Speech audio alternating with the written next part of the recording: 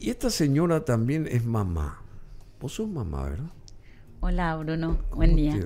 Pasó ¿Qué cuánto tal? tiempo, pero vos sos mamá, vos sos una reina de belleza, porque sos hermosa. Y Gracias. sos muy inteligente.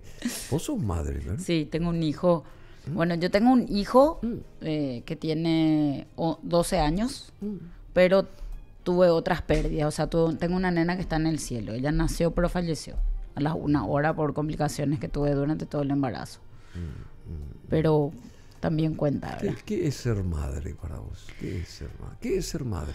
Bueno, para mí en particular fue el No, mayor. el hecho de ser madre. No, ¿qué es un desafío demasiado grande, sobre todo para las mujeres Sí, en claro. este tiempo. Ah. Nosotros a veces nos preguntamos cómo nuestras mamás, en el caso de mi mamá no, pero en el caso de mi abuela sí, que tuvo 9 hijos. O sea, ¿cómo hacían? 9 hijos. 9 hijos tuvo. Bueno, mi madre tuvo 10. Y bueno, entonces estamos en lo mismo. Es más, nuestras abuelas, o sea, mi abuela era vecina de tu mamá.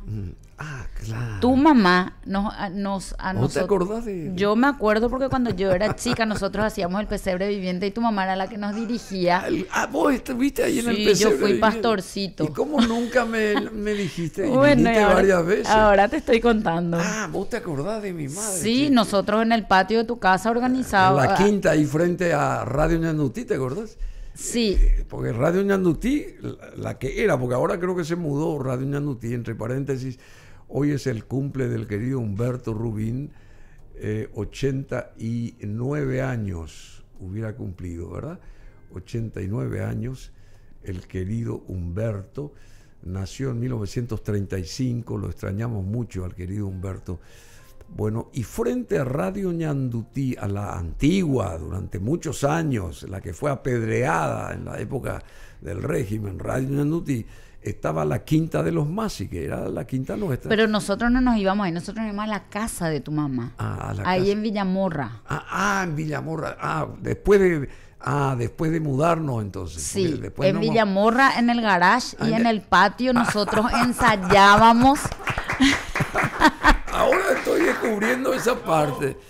En el garage, claro, es una casa que Tenía mucho patio, Sí, una casa tenía, grande, claro. y ella nos dirigía el ensayo del ya. pesebre viviente. Qué fabuloso. Y lo que a mí está me tocaba contando. fui angelito cuando era más chiquitita y después como ya crecí un poco más y había algunos otros vecinitos más chicos, entonces me convertí en pastorcito Bueno, en el pesebre viviente. Qué fabuloso lo que está contando Cecilia. Valió la nota y tu presencia acá. En serio te digo, te hablo con la mano en el corazón y más en este mes de la madre. Y hoy es el Día de la Madre en todos esos países citados y vos sos madre. Y mi madre, que se fue hace 4 años, este mes, el 27 de este mes, hubiese cumplido 99 abriles, 99 años. Yo me acuerdo que tu mamá usaba bastón. Sí, sí. Y sí, ella ya andaba con su bastón de aquí para allá y le teníamos miedo al bastón porque había que aprender lo que se iba a decir al que le tocaba hablar, ¿verdad? Porque algunos hacíamos el papel de estar ahí, pero otros, nunca me voy a olvidar, había uno que era uno de los 3 Reyes Magos. Así que no le salía al párrafo. No, y no le salía el párrafo. Y llega y dice, tenía que decir, presenta, era la mirra. Lo que tenía. Claro. Mi mirra lo aroma todo. Dijo, ahí se olvidó y dijo, mi mirra no tiene aroma. Y tu mamá agarró así el bastón como para meterle uno, porque 50 veces le decía que tenía que aprenderse de memoria y no estudiaba. Entre ensayo y ensayo no estudiaba el párrafo. Ahí está mi madre con 95 años. ¿Ya? Qué bárbaro. Una foto histórica. Sí, con el bastón. Y ahí está todavía su El bastón. temido bastón. Y ahora el temido bastón. Y el 27 de este mes ella hubiese cumplido 99. No porque haya sido mi madre, sino yo ni el puporé de mi madre, ni el puporé, para los que puedan entender esa palabra. Pero yo te quiero contar una cosa que yo no sé si vos sabías lo que tu mamá significaba para nosotros. A ver. El pesebre viviente era un barrio residencial, pero Sí. no habíamos muchos niños, estábamos como que todos esparcidos, ¿verdad? Y el punto de encuentro eran nuestras mamás que en la Recoleta que se organizaba el pesebre viviente, ¿verdad? Sí. Y eran las mamás del barrio que se iban siempre a la iglesia, y con tu mamá nos reunían a todos los chicos del barrio. Del barrio no te digo ni siquiera en esa cuadra, porque inclusive había gente que pasando Pacheco vivía y venía para los ensayos. Sí. Y todo, las peleas, todas queríamos ser, o el Ángel Gabriel en algún momento, porque era el Ángel Gabriel era muy protagonista, y la Virgen María, obviamente. La Virgen María. Bueno, te agradezco de corazón que recuerde esto. Ahí está mi madre, a ver, esa foto, mi madre ese es mi padre, mi madre, y quien les habla, tenía 1 año, yo, ahí. El casamiento de mi papá y mi mamá. Y bueno, pero no es el tema, pero sacó acá nuestra invitada Cecilia Pérez. Mi mamá era muy detallista, una señora que no se quedaba, cumplía sus objetivos. Bueno, muchas gracias, chicos, gracias. Ahí está la foto de Brunilde Gullari de Masi. Pero esta señora, que todo lo que cuenta es enriquecedor y más enriquece de que lo haya dicho ella y se haya acordado ella así tan cariñosamente, porque qué sé yo, Cecilia Pérez es una gran ministra, fue una gran ministra y es una gran persona, y además es luchadora, es valiente, es abogada, ex ministra de Justicia, y mira que le quisieron mover el piso a esta señora, ex representante ante la Organización de Estados Americanos y ex candidata a fiscal general del Estado, y ahí te ganó Emiliano Rolón por el momento. Decime, ¿cómo estamos en todo esto de Hoy se cumplen 2 años de la partida atroz a través de las balas allá en Colombia del fiscal Marcelo Pecci. A ver, ¿cómo describirías un momento así, el que fue hace 2 años, y cómo se está hoy sin tampoco resultados fehacientes todavía, porque no se sabe quién apretó el botón rojo para ese asesinato?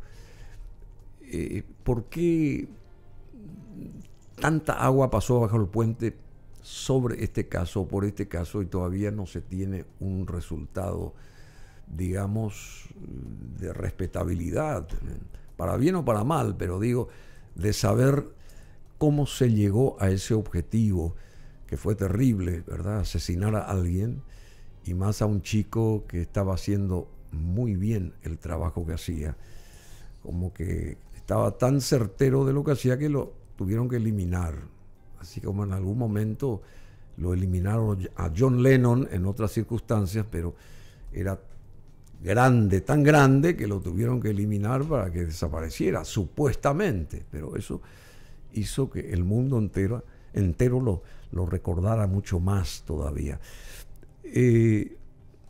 ¿Cómo estamos respecto a este caso?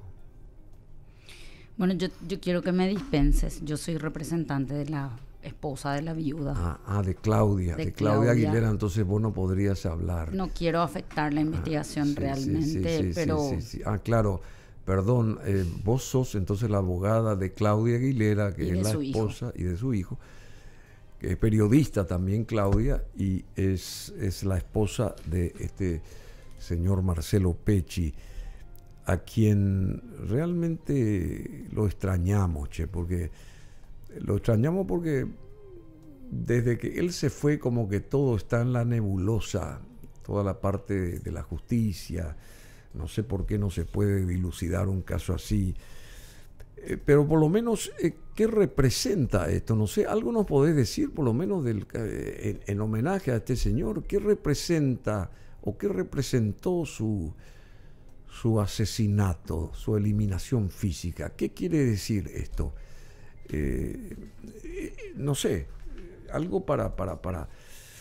Mirá que tenés mucha audiencia y hay mucha gente que quiere saber, porque después tenemos que entrar en... Esto forma parte del crimen organizado, querida Cecilia. Categóricamente. De hecho, yo lo único que te podría decir a nivel personal, sí, Marcelo fue mi compañero de facultad. Sí. Y yo hablé de su muerte en otro contexto, siendo ministra de Justicia y después ya como ministra asesora de seguridad. Yo ya estaba en presidencia cuando ocurrió este hecho. Y me tocó concurrir al aniversario, y acá sí quiero enganchar este tema con esto que te voy a decir. Los 30 años del asesinato el aniversario de los 30 años de la masacre de Capaci, o que es considerado como el Día Nacional Anticorrupción y Antimafia en Italia. Yo participé donde se le recordó a Marcelo de una manera importante, porque él también era ciudadano italiano. Sí, claro, Pecci. En los 30 años del asesinato de Giovanni Falcone, el juez Falcone, y de Paolo Borsellino, que murió ese mismo año en junio también en un atentado, ¿verdad? En el mes de julio de 1992. Ellos dirigían el pool antimafia en Sicilia, en Palermo, y ellos lograron la condena de 450 miembros de la Cosa Nostra. Ellos lograron mandarle presos a 360. Además de eso, dejaron un legado, y hubo un antes y un después en la lucha antimafia en Italia, que es muy orgullosa del trabajo que se hizo, no desde los organismos de seguridad, sino desde los organismos de investigación y el organismo judicial. Ellos dirigían el pool antimafia, y ellos, a partir de la delación premiada de Tommaso Buscetta, ellos avanzaron en el funcionamiento de la Cosa Nostra. No solamente consiguieron una condena histórica, sino que también lograron desarrollar lo que nosotros conocemos como seguir el camino del dinero, o el follow the money. Follow the money, sí. El ataque al corazón financiero de la organización, que es lo que verdaderamente le debilita, porque enviar presas a las personas o a los líderes hace que surjan otros líderes. ¿Y este señor que está ahí quién es? Sí, señor, ese es Giovanni Falcone. Ah, sí. Poderoso. A él tuvo un ataque frontal antes de ser asesinado. Él ya fue atacado inclusive dentro de la estructura del Poder Judicial, al punto tal que es el Poder Ejecutivo el que lo salva y lo llevan al Ministerio de Justicia. En el Ministerio de Justicia crean una dirección antimafia, que posteriormente esa dirección antimafia se convierte en la Dirección Nacional Antimafia. Hoy esa dirección concentra todo lo que es crimen organizado y la lucha antimafia en una institución que está fuera de las instituciones. Investigadores, fiscales, jueces dependen de la dirección antimafia, y tienen un fiscal que está en la cabeza, que es considerado el fiscal antimafia de toda Europa, ¿verdad? Bueno, Giovanni Falcone nació en Palermo y falleció en 1992. El 23 de mayo. Esa es la bifurcación de la ruta entre Palermo y Capaci. Y en ese lugar la Cosa Nostra dinamitó una porción de la ruta y hicieron volar una porción para asegurar que si acá no se destruía, se destruye acá o acá. Claro, Y tenían que matarlo. El movimiento... Ahí está el resultado. Ahí está. El movimiento que genera... que se genera con esa explosión, le marca a los del gobierno como un sismo. Se marca como si fuera que hubo un pequeño terremoto. Claro, un punto de inflexión, digamos. Sí. Y a Paolo Borsellino lo matan en julio con un coche bomba, cuando él se baja al edificio de departamentos a visitarle a su mamá. Qué bárbaro. Y todo esto forma parte, volviendo a nuestra realidad, todo esto forma parte del caso Pecci, si se puede decir también. Esto, o sea, hay varios tentáculos y bastante profundos. Yo no te podría decir, sí te puedo decir de la situación de la región en general, ¿verdad? Yo no quiero opinar sobre la causa en sí, no queremos afectar la causa en sí, pero sí te puedo hablar de la situación de la región, como estamos actualmente en la región, con la convergencia de grupos importantes, con las alianzas, Este caso Rotella, por ejemplo, o sea, es un peso pesado el Rotella, ese todo su poder está ligado a otras organizaciones extra Paraguay, digamos. Nosotros intentamos que el tema de Rotella no logre alianzas anti-PCC, porque el enfrentamiento que yo encontré cuando llegué al Ministerio de Justicia era el enfrentamiento PCC, el clan Rotella, ¿verdad? El objetivo es que no se alíen con otros, o sea, el enemigo de tu enemigo es tu amigo, ¿verdad? Que no pase eso, y siempre cuidábamos de que Rotella no se vincule o el clan Rotella no se vincule de alguna manera con el Comando Vermelho, por ejemplo, que tiene menos cantidad de miembros, menos presencia en Paraguay o menos cantidad de miembros en el sistema penitenciario. Bueno, pero vos lo conociste a él y has hablado con Rotella varias veces. El día del motín yo me discutí con él por teléfono. Ah, discutiste. Sí, discutí con él por teléfono. Pero siendo directora de penales o del Ministerio de Justicia, ¿verdad? Del Ministerio de Justicia, ¿vos habrás hablado alguna vez? No, en ese contexto en el que te expliqué, sí hablé con los otros miembros de su clan esa vez que entré al penal, y en otras reuniones fue un caso anteriores. Sonado, que vos te metiste ahí, la mujer sí, en que el se motín. metió, claro. ¿Y cómo te aventuraste a entrar ahí dentro de ese mundo, digamos? Por más que tengas el rango de ministra y qué sé yo, pero sos mujer y qué sé yo, cualquier cosa te podían hacer, ¿verdad? De hecho que no voy a contar nombres, voy a contar... yo hablé con el presidente de la República en ese momento antes de entrar. Me preguntó dónde yo estaba.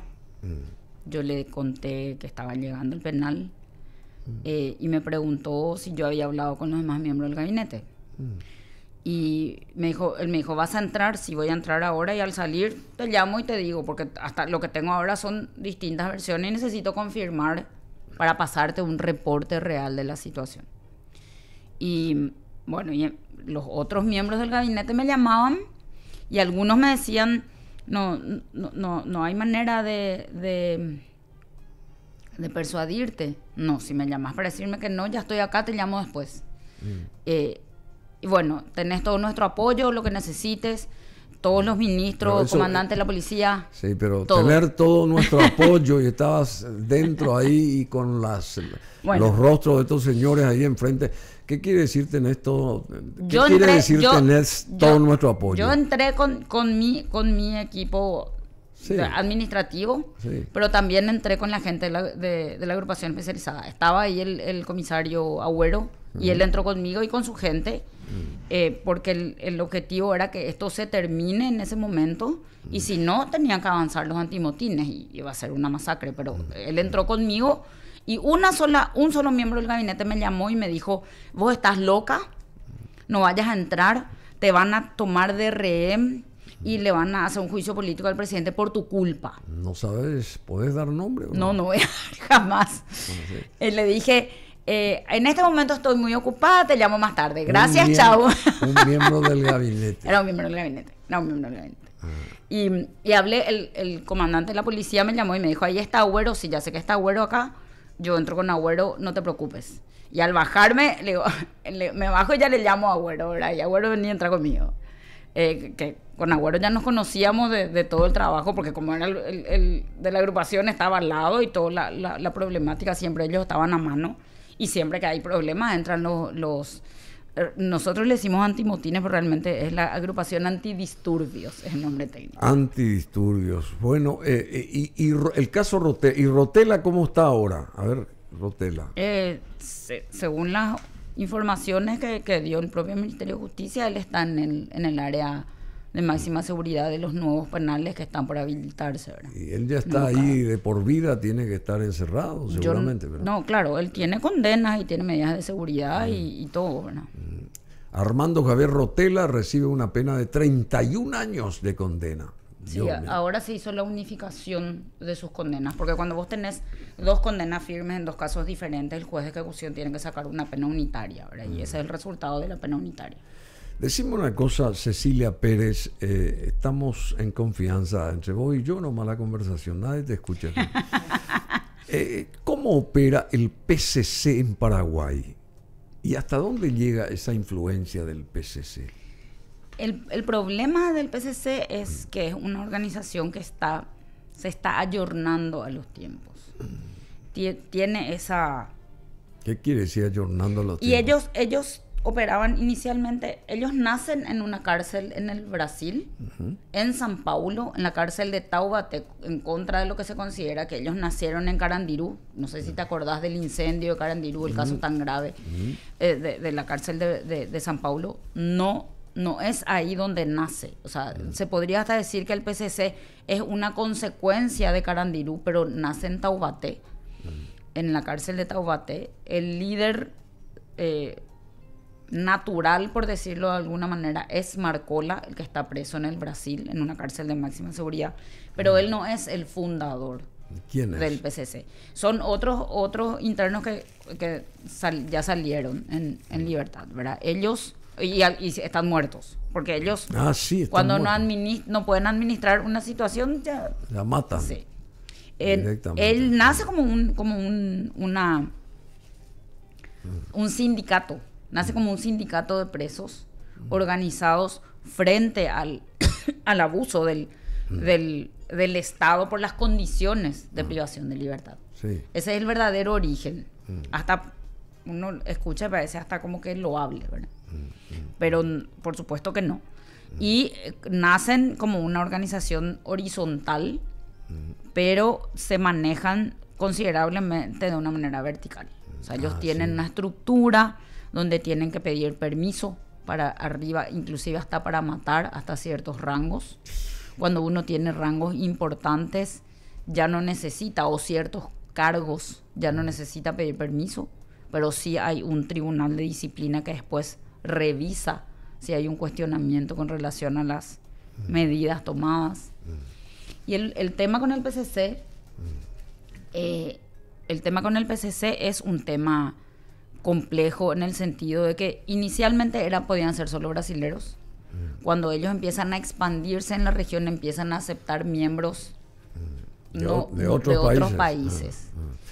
Y bueno, y hay presencia de otras organizaciones criminales del Brasil aquí en Paraguay, por ejemplo, el Comando Vermelho, por ejemplo. Sí, nosotros habíamos hecho un recuento a nivel penitenciario. Teníamos como 5, recuerdo algunos otros nombres más pequeños, ¿verdad? Afirma, Balanacara, Primer Comando Catarinense, que estaban dentro de las cárceles en menores proporciones. De hecho, que el PCC tiene un sistema de reclutamiento que tampoco es masivo.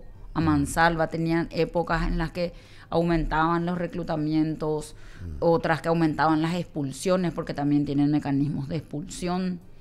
Cuando se incumplen las reglas, hay sanciones. Decime, ese paso que se dio de apresar, digamos, a Rotella y darle ahora 31 años de cárcel, digamos, ¿eso aminoró ahí la cuestión carcelaria?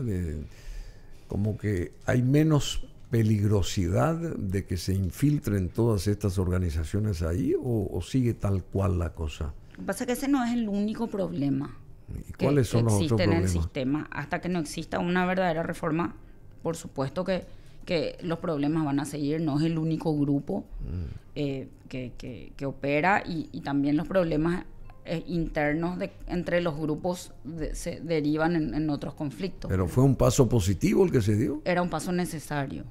Necesario. Sí. Necesario. Que antes no se pudo dar, digamos. El problema principal es la corrupción que existe. O sea, uno no puede contar 100% con el personal que tiene que responder al Estado, ¿verdad?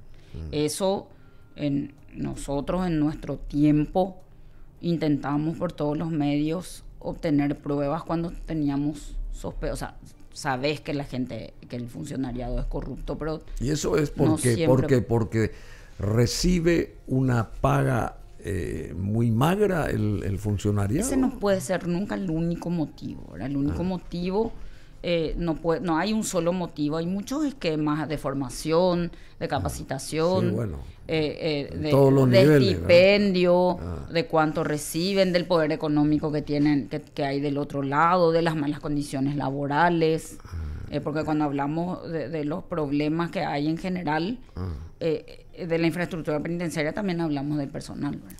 ¿Y qué pasa hipotéticamente, si se le paga muy bien al personal carcelario? ¿Eso va a hacer que se disminuya toda esta cuestión en este momento de pagarle... los clanes de afuera que tratan de infiltrarse ahí adentro? Pagarle nomás bien no es suficiente. Hay que exigirle la formación y la capacitación. Tiene que haber... Nosotros fundamos una academia penitenciaria, tiene que haber un perfil de ingreso y un perfil de egreso. Tenés que tener en cuenta que ahí se trabaja con lo peor de la sociedad. O sea, vos estás trabajando en transformar la vida de la gente que la sociedad desechó, porque socialmente es eso. La sociedad desechó.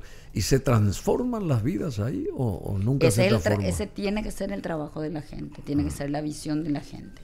Entonces la formación de la persona tiene que transformarle su propia vida para que él pueda transmitir eso. Y si uno se va ignorante y entra a trabajar ignorante, sin ninguna herramienta, por supuesto que no va a haber más, o sea, lo que está del otro lado le va a fagocitar en vez de que uno logre la transformación. Bueno, el ministro Barcini dice respecto a las cárceles, eran barrios cerrados, pero se retomó el control. ¿Hay control? De vuelta insisto en esto, ¿hay control después de el apresamiento de Rotela en las cárceles nuestras? Sabemos que hay un montón de cuestiones que hay que arreglar o se tienen que arreglar, pero ¿hay más control ahí o no? Yo no sabría decirte, creo que tendrías que analizar lo que pasó en la penitenciaría de Pedro Juan en estos días para poder responder esa pregunta. Porque estando vos como ministra también pasó algo similar allá en el norte, ¿te acordás? Yo tuve el motín, o sea, lo que pasa es que hay múltiples factores. Uno no puede adjudicarle a un solo factor y después resolver una sola cosa y decir que con eso que se hizo ya está todo bien. Está todo bien, claro. Porque el esquema es complejo y se tiene que trabajar coordinadamente con el Poder Judicial, el Ministerio de Justicia, en el sistema penitenciario, y en el Poder Ejecutivo no es el que decide quién entra y quién sale, y seguimos con un porcentaje muy elevado de personas vinculadas a los procesos que no tienen condena. Entonces eso dificulta considerablemente trabajar, porque el tratamiento penitenciario se hace con el condenado y eso es el 30%. ¿Y estas nuevas cárceles van a cambiar la situación? Van a iniciar un proceso de cambio. A iniciar un proceso de cambio. Claro, con 3 nuevos centros penitenciarios no vas a resolver la problemática, pero vas a iniciar un proceso. Y decime, ¿y esto que está pasando en El Salvador, este sistema carcelario, esto no se puede aplicar acá justamente por un tiempo determinado para tratar de mejorar la situación en general, digamos? Porque ¿vos comulgás respecto a lo que hizo Bukele allá en su país? Yo tengo una respuesta para eso, es lo que yo creo. No sé si es políticamente correcto. Nosotros podemos hacer lo que hizo Bukele, pero no podemos decir que tenemos Estado de Derecho si hacemos lo que hizo Bukele. Nosotros tenemos una constitución, somos miembros de la comunidad internacional con la firma de tratados, convenios y acuerdos internacionales que están ratificados y forman parte del derecho positivo. Sí, y tenemos nuestras leyes. Si nosotros no logramos bajar nuestras leyes a la gestión y desvirtuamos con la gestión lo que dicen las propias leyes, no te digo que no podemos hacer, pero no podemos decir que estamos respetando nuestras leyes y que hay Estado de Derecho. Sí, pero de alguna manera hay que parar toda esta inseguridad. Estoy segura, está si comprobado. Esos criminales tienen más derecho que el resto de la ciudadanía, ¿de qué estamos hablando entonces? Yo siempre hablo de los ejemplos, el criterio que se tiene de que cuanto más encierro es versus mayor inseguridad. Claro. La prueba, o sea, los datos, la evidencia te demuestra que no es así. Nosotros tenemos cárceles abarrotadas y no nos sentimos más seguros afuera. Sí, claro. Entonces, hay que trabajar en todos, no en compartimientos estancos, y en toda la línea. Cuando hablamos de corrupción, no hablamos de corrupción del sistema penitenciario. Yo siempre pongo el ejemplo de Amambay. Siempre pongo el ejemplo de Amambay, de Pedro Juan Caballero. Ahí el problema es uno toca un eslabón de la cadena y el sistema reacciona. Salta otro. La corrupción no pasa solamente por el sistema penitenciario, pasa por el sistema de justicia, pasa por la policía, pasa por los propios militares. Entonces, cuando vos tenés un tema sistémico, no puedes resolver, tratar de resolver tocando solamente un eslabón de la cadena.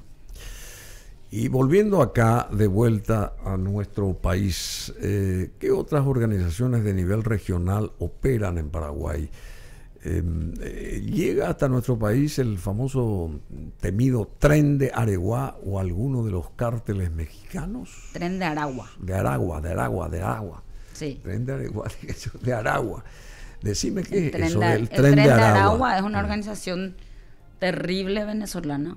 Una organización criminal venezolana. Aragua, Tren de Aragua. Que ahora tiene presencia en Chile, pero tuvo vínculos con el PCC en la cárcel de Moraima, allá en el norte, en la frontera de Brasil con Venezuela. Y ellos tienen, tienen también vinculación con otros grupos, por eso terminan en Chile. Los mexicanos, nosotros en particular en el sistema penitenciario teníamos algunos que estaban acusados de pertenecer al cartel de Sinaloa, pero eran así como individualidades, no como grupo como tal. Sí, los mexicanos tienen fuerte presencia. Los grupos que generan todo ese conflicto en Ecuador son de origen mexicano. El más fuerte ahora es Jalisco Nueva Generación. Ah, sí. El cartel de Jalisco. Mira que estás vos al tanto de todo esto. Y cuando estuviste ahí en la OEA, ¿vos seguías detalle por detalle lo que pasaba en el resto de América? Lo que pasa es que cuando uno cree que está descolgado, pero toda la repercusión de lo que sucedía en los países de América Latina terminaban de alguna manera... Todo está coligado. Claro, terminaban de alguna manera en la discusión en el multilateralismo, ¿verdad? Ecuador, Guatemala. Yo cubría en la OEA la Comisión de Asuntos Jurídicos y Políticos, que abarca todos los esquemas, inclusive de la Comisión y la Corte Interamericana de Derechos Humanos, pero también otros temas de la democracia que se veían afectados por las acciones de seguridad, crimen organizado, lavado de dinero, financiamiento del terrorismo, a pesar de que la OEA tiene otra comisión. Y yo sé que mis colegas se van a molestar, pero finalmente en la Comisión de Asuntos Jurídicos y Políticos es la que realmente es la más importante, a pesar de que hay una Comisión de Seguridad Hemisférica. Pero temas de seguridad hemisférica también se traían a la comisión, tenían vinculación en la Comisión de Asuntos Jurídicos y Políticos. Bueno, nosotros hablamos de México, hablamos de Colombia, sabemos que Colombia también, Venezuela y Ecuador. En Ecuador sigue ahí la historia carcelaria, porque ahí comenzó un gran fenómeno también. Ellos tuvieron un deterioro masivo muy importante en el último año de lo que termina después en el problema de Lazo, ¿verdad? De Guillermo Lazo. Guillermo Lazo, sí. Para que veas cómo afecta al sistema democrático la actuación del crimen organizado, la presencia fuerte de grupos de criminalidad organizada, transnacional organizada, que termina afectando. Y Ecuador, lo que pasó en Ecuador fue un golpe muy fuerte, porque es asesinado un candidato a presidente, y es muy fuerte la imagen de los candidatos yendo a votar con chaleco antibala y casco, rodeados por policías. O sea, el mensaje es muy fuerte. El crimen organizado lo que hace es, ellos no quieren ponerse en el lugar del Estado, quieren ser un Estado paralelo, porque el Estado tiene reglas, ellos tienen sus propias reglas. Esas limitaciones que tiene el Estado, que tiene el gobierno en función, que no puede actuar de la misma manera que actúa la criminalidad transnacional organizada. Entonces, pero sí aprovechan los espacios vacíos o la falta de cobertura estatal, porque así comienzan en lugares donde hay extrema pobreza, empiezan a ser generosos, empiezan a cubrir las necesidades de la gente, y así van ocupando. Lo que hizo Escobar Gaviria también en su momento, ¿no te parece? Bueno, y esa mafia italiana, querida Cecilia Pérez, tanto se habla de la famosa mafia italiana y hace décadas y mucho tiempo a través de películas, documentos, etcétera, etcétera. ¿Esa mafia italiana sigue siendo poderosa y tiene presencia acá en Paraguay? Nosotros tuvimos hace un año, ahora va a ser un año, que detuvieron a 2 miembros de la 'Ndrangheta, que hay que aclarar. Drangheta. Sí, que es la mafia calabresa. Calabria. La Cosa Nostra era de Sicilia, la Camorra es la mafia napolitana. Sí. O sea, tienen sus regiones. Sí, regiones, sí. Y la 'Ndrangheta lo que hizo fue aprender de la Cosa Nostra que la jugada de matarse a tiros por la calle como actuaba la Cosa Nostra no era negocio. Entonces, cuando ellos se van a expandir en una región, lo que hacen es mirar cuál es el grupo más fuerte en la región y se alían con ellos. Sí. Entonces funcionan como una multinacional. Sí. Y también van de abajo para arriba, se mueven, hacen reclutamiento a otros niveles. Ellos tienen gerentes o presidentes de multinacionales, tienen egresados de la Escuela de Derecho de Harvard. Una organización con millones y millones y millones de dinero. Y la cabeza es la santa. Y también se organizan en grupos familiares, pero son considerados andrinas. Las células de la 'Ndrangheta son andrinas. Bueno, así como ese tren de Aragua mencionado, los cárteles mexicanos, ¿qué es el Mocro Mafia o qué es la Mocro Mafia? Ese nombre Mocro viene de Marruecos, más o menos por ahí. Son los marroquíes. Son marroquíes. Están infiltrados en Europa. En Europa, y están trabajando inclusive con permiso de los italianos, lo cual es bastante delicado porque la mafia calabresa era la más temida, ahora resulta que hay una más fuerte, ¿verdad? Mocro Mafia. ¿Y qué es la Mocro Mafia? Y es la que está... No es la micro, es la Mocro. Mocro, ni siquiera macro, Mocro Mafia. Mocro. Sí. Tienen vinculaciones principalmente, hasta ahora no sabemos si se vincularon o no con el PCC, pero sí con grupos locales, porque se están apoderando del tráfico de la cocaína hacia Europa. Hay que entender que el aumento del consumo de la cocaína de buena calidad, hay estudios europeos que señalan que hay un aumento en el consumo a otros niveles, ¿verdad? Como es de buena calidad, es más cara y eso no puede comprar cualquiera. Entonces hay un aumento de consumo a niveles empresariales o políticos. Sí. Bueno, y volviendo a nuestro país otra vez, ¿por qué se desata esa guerra narco en Canindeyú y quiénes son Macho y Selva Hu, principales actores de este conflicto? Nuestra primera líder femenina. ¿Verdad? Por eso. No sé si es la primera, hay algunas versiones de que ya hubo anteriormente otras, pero ahí en Amambay. Ahí está, esa es ella. Ella es esa. Sí, ella. Me parece tan angelical, tan inocente y tiene fuerza. Y este es el macho. Sí. ¿Y qué es esto, che? Que es un salvaje, según dicen, ¿verdad? Que es muy agresivo. Es un salvaje. El criminal más buscado del Paraguay, dice. Se llama Felipe Santiago Acosta Riveros. Tiene 35 años. ¿Cómo se desata esa guerra allá en Canindeyú? Y siempre el tema es el liderazgo, ¿verdad? Cuando hay un líder fuerte, hay calma. Y ahora no hay un líder fuerte, entonces se están enfrentando por las rutas. No te olvides que Canindeyú tiene frontera seca, sí, claro, sin mayores controles. Entonces ahí hay contrabando de todo, o sea, tráfico de todo, contrabando y tráfico de todo lo que te puedas imaginar con mucha soltura. ¿Las armas entran ahí también? También.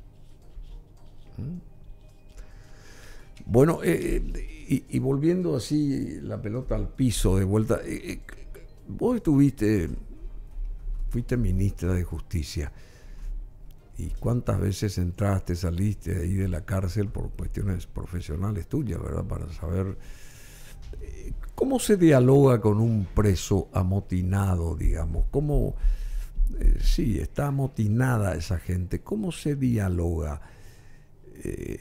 ¿Cómo hiciste para romper esa barrera, digamos, para que te escucharan, para que ellos se acercaran pacíficamente a dar a conocer la postura que tenían o que tienen en un momento así delicado? ¿Cómo se dialoga con una persona amotinada? Realmente, Bruno, ahí hubo un proceso previo que tiene que ver con, o sea, ese proceso tuvo que ver principalmente con el esquema de la pandemia. Lo más difícil probablemente que a mí me tocó administrar fue las dos emergencias encimadas. El problema que ya teníamos de seguridad sumado a la crisis sanitaria. En esas condiciones que precisamente era el caldo de cultivo donde no podía haber distanciamiento social, donde no podía haber aplicarse las normas que se aplicaban afuera. Y ahí fue que nosotros empezamos a trabajar con un acercamiento mayor porque teníamos que tomar medidas y queríamos concientizar primero tanto a los funcionarios como a la población de que las medidas eran necesarias, que sabíamos que eran molestas, que sabíamos que era mayor restricción de derechos de los que ya tenían, que estaban encerrados, principalmente el tema de las visitas, que era lo más limitado, y lo otro que a ellos les preocupaba era que sus procesos tampoco avanzaban, ¿verdad? Porque por la cuarentena sí, también claro, le afectaba al Poder Judicial, y el movimiento del Poder Judicial también era más lento. Categóricamente eso fue lo que hizo la diferencia, y en ese contexto de lograr vinculaciones, nosotros inclusive conseguimos que los ministros de la Corte se conecten, los propios ministros de la Corte se conecten en audiencias telemáticas con los internos, explicando la situación de sus procesos, priorizando, explicando cómo avanzaban en la priorización de los casos de personas que estaban enfermas, realmente enfermas, porque también teníamos que lidiar con los que pagaban para tener informes favorables, para decir que estaban enfermos y poder salir. Eso nos pasó con miembros del crimen organizado, con más de uno. Tuvimos que denunciar jueces por culpa de eso. Todo eso pasa, che. Todo eso sucedió. Entonces nosotros acordamos una forma de trabajo. También tuvimos casos en los cuales le enviábamos a la Corte con los informes médicos para que la Corte revise, y finalmente el juez era el que decidía. Nosotros no teníamos capacidad de decisión. ¿Vos no tenés miedo, digamos? Sí, no sos ministra, pero sabés mucho, no decís gran cosa tampoco, o sea, no das nombres, a eso quiero... y te pueden acallar de repente. ¿Vos no tenés miedo de que vos estás protegida? ¿Vos sabés que alguien te protege o nadie te protege a vos? A mí este gobierno me devolvió la custodia policial. ¿Ah, sí? ¿Vos tenés custodia policial? Sí tengo, porque yo me fui de acá por eso, ¿verdad? O sea, considerando, yo no tengo miedo de decir, uno de los motivos, considerando mi perfil profesional por un lado, ¿verdad? Que creo que está fuera de discusión, pasé un concurso público. Sí, sabemos eso. Pero me fui a Washington por motivos de seguridad, porque yo ya no tenía más ningún cargo, yo había renunciado a mi condición de asesora de la presidencia. ¿Y temías que te liquiden? El gobierno tenía información, hay informes de inteligencia. De que eras uno de los blancos. Sí. Y ahora vos tenés seguridad. Tengo seguridad. Decime... Por lo menos disuasiva.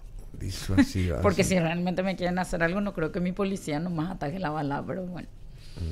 No, pero vos sos muy valiente, Cecilia Pérez, sos muy valiente.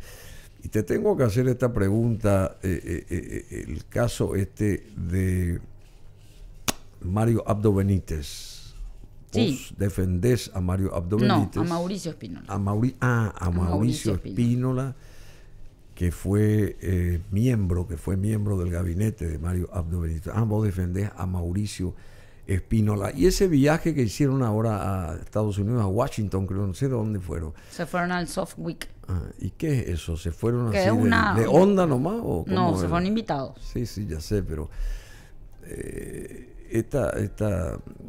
¿cómo está esto esta acusación contra Abdo y su gabinete si nos podés decir algo acerca de la investigación, no sé. Bueno, yo tengo que decirte, claro, mi opinión es como defensora, pero tengo acceso a toda la carpeta, a toda la investigación. Al final, todos supuestamente son parte de una organización criminal, lo cual implica, porque están imputados todos por asociación criminal, incluido Mauricio. Entonces implica que las asociación criminal, ¿no? Sí. Que es un chiste. Es un chiste. Es un chiste la asociación criminal. El PCC es una asociación criminal. El Comando Vermelho es una asociación criminal. La Andrangheta es una asociación criminal. El Estado no puede ser una asociación criminal. Pero supuestamente el Tren son de Aragua acciones, también. Claro. Pero en el esquema tiene que haber una estructura organizada. Y cuando uno mira la imputación, es la estructura orgánica del Ejecutivo es la que se usa como la asociación criminal. Y hay varios delitos. Aparte de la asociación criminal, también está, por ejemplo, la denuncia falsa. Sin embargo, las denuncias originales no fueron investigadas. En la base de las denuncias falsas son aproximadamente 6 causas que están cajoneadas en la Fiscalía. Entonces, ¿cómo podemos hablar de denuncia falsa si no analizamos la verdad, la validez o no de esas denuncias, si no se investigaron? Y también como... ¿Y vos tenés acceso a todo eso? Que lo que está en la carpeta fiscal, sí. ¿Y qué otra cosa no tenés? ¿A qué otra cosa no tenés acceso? No, es que nosotros no sabemos, tampoco no nos dejan avanzar. Nosotros hacemos planteamientos como defensa y no nos dan las diligencias. Sin embargo, del otro lado al denunciante le dan acceso a todo y hemos visto todo públicamente cómo le manejaba el abogado al denunciante, le manejaba al fiscal por WhatsApp. Ah, sí. Claro, es un WhatsApp gate, sería. A WhatsApp gate. Sí. Bueno, querida Cecilia Pérez, tenemos una conexión con New York. Es siempre un placer de hablar contigo. Esto tiene un montón de aristas, ¿verdad? Y yo te felicito de vuelta por esa valentía tuya en lo personal, no de ahora, sino de hace mucho tiempo, de que esa imagen tuya ahí hablando, metiéndote ahí hasta en una zona prohibida ahí de Tacumbú, con los presos, qué sé yo, para ir a tratar de hacerles entrar en razón, y siendo mujer, y en ese momento creo que estabas embarazada más Estaba o menos. embarazada. También. Estaba embarazada, después perdí y... Me queda... y por eso también perdí. No perdí por eso. Tenía bueno, pero fue doble valentía la tuya también. Y me quedé sin marido también. Pero no fue eso. Te quedaste sin marido. No, esa vez lo que a mí más me preocupaba era que mi esposo me preguntó a dónde me estaba yendo. Y yo le dije, si yo había vuelto a la oficina, y yo le dije que había muchos problemas y que me tenía que ir a la oficina. Y me volvió a preguntar, ¿estás segura? Te prometo, porque estaba embarazada, ¿verdad? Te prometo que me voy solo a la oficina. Después cuando... ¿El nombre de él? Sí, Oscar se llama. Oscar, bueno. ¿Y qué te dijo Oscar? No, y él me dijo, como que me ratificó, me hizo ratificarle que me iba a ir solamente a la oficina, que no me iba a ir a la cárcel. Y después cuando de la oficina decidí irme a la cárcel, yo decía, bueno, es mejor pedir perdón que pedir permiso ahora. Porque ya lo que pensaba en todo el trayecto era que me dijo 2 veces, ¿estás segura? ¿Verdad? Al volver a mi casa... A veces es muy difícil esa palabra, ¿eh? Perdón, pedir perdón. No, y al volver a mi casa yo sabía que me esperaba un mínimo regaño, porque él se enteró de que yo me fui a la cárcel en el noticiero, ¿verdad? En la noticia. Con tu estado así de... Entonces... ¿Y ahora estás sin marido? Sí. Bueno, pero Rotela está encerrado y está solo. Ay, por Dios, lo único que me falta. No, te cuento que cuando vuelvo a mi casa, abro la puerta, así como cuando uno llega tarde, después que su mamá le dice venía a tal hora y uno se pasa de la hora ya esperando el reto. Y no me dijo nada. Y cuando nos acostamos a dormir me dijo, antes de dormir te voy a decir una cosa, soy una irresponsable, me dijo. Se durmió porque no se aguantó, algo ya me tenía que decir. Pero bueno. Pero ha de estar arrepentido él. No, nosotros tenemos una relación muy buena como padres. Sí. Muy buena. ¿Siguen siendo amigos? Sí, seguimos siendo amigos. Bueno, así que un abrazo a Oscar, y no hace falta que le diga, pero tiene una mujer valiente a su lado, tuvo y tiene. Así que seguí adelante, Cecilia. Esperemos que no tengan novia, porque le estás matando si tienen novia en este momento y la chica está escuchando. No. Seguí adelante, querida Cecilia Pérez. Y Óscar, vos también. Acá te espera tu amor. Y este tema dice, es muy difícil decir lo siento. Es una canción de Elton John. La palabra más difícil es decir lo siento. Me estás matando, Bruno. No. Me estás matando porque yo también tengo algunos candidatos y me estás matando. Quiero nomás aclarar eso por si alguno de ellos está escuchando, ¿verdad? No. Uno en particular, aclaro.